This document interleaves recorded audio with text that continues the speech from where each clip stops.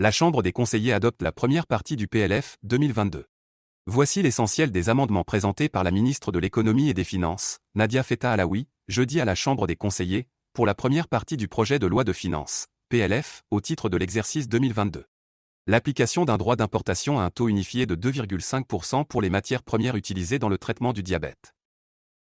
L'exonération des téléphones basiques et les téléviseurs 32 pouces de la taxe intérieure de consommation, TIC, écologique pour préserver le pouvoir d'achat des citoyens.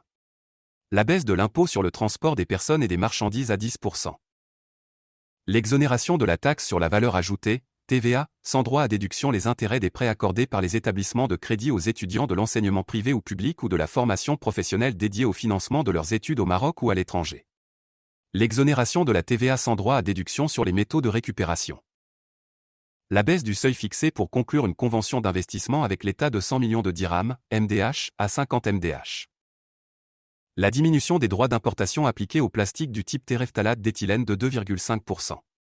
Les entreprises opérant dans les zones d'accélération industrielle et les entreprises de services bénéficiant du système fiscal spécial au pôle financier de Casablanca, Casablanca Finance City, paieront désormais la contribution sociale de solidarité sur leurs bénéfices.